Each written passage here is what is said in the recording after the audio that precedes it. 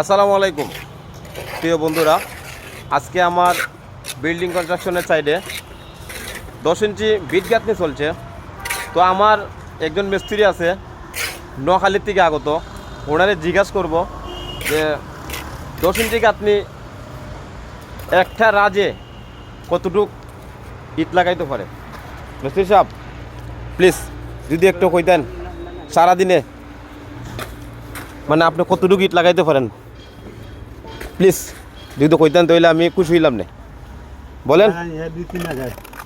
2-3 হাজার ভালো করে এদিকে শান্তে চাইয়া বলো কয় হাজার লাগাইতে পারেন? 2-3 হাজার ওই ফাইলাম মেস্তর বুঝছেন নি, 2-3 হাজার মুখেই বলে, কিন্তু কাজ করলে পরে দেখা যায় 1 হাজারও লাগাইতে পারে না। আজকে দেখা যাইব আমার মিস্ত্রির কতটুকু স্পিড। তো আজকে তো লাগাইতে পারবেন, এদিকে চাইয়া কথা লাগাইতে পারবেন তো আজকে? চেষ্টা তো আছে ইনশাআল্লাহ। ঠিক আছে, দেখা যাক।